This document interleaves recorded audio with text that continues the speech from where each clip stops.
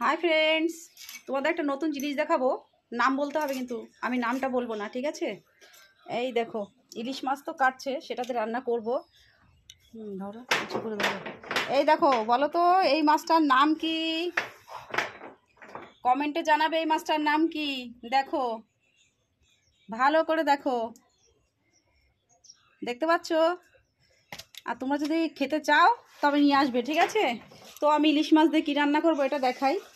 ইলিশ মাছ দিয়ে আমি রান্না করব সর্ষে বাটা, তো কমন জিনিস, ওটা তো করবোই। আর দেখো, এটা আমি কেটে রেখেছি কচুর ডুকে, এটা দিয়ে ঘন্ট করব। তা তোমরা সবাই চলে এসো প্লিজ। আর যদি আসতে লেট হয়, ট্রেন ধরতে লেট হয়, তবে ফ্রিজে রেখে দিচ্ছি, অসুবিধা নেই, চলে আসবে, ঠিক আছে? তো কিছু বলার নেই। আগের দিনও বলে দিয়েছিলাম যে ইলিশ মাছ রান্না করছি, চলে আসবে। তা আসতে পারোনি, এবার অবশ্যই চলে আসবে। আমি দেখো ঘেমে একদম জল হয়ে গেছি, কারণ এই রান্নাঘরটা পেছন দিকে হাওয়া বাতাস থাকে না, প্রচণ্ড গরম।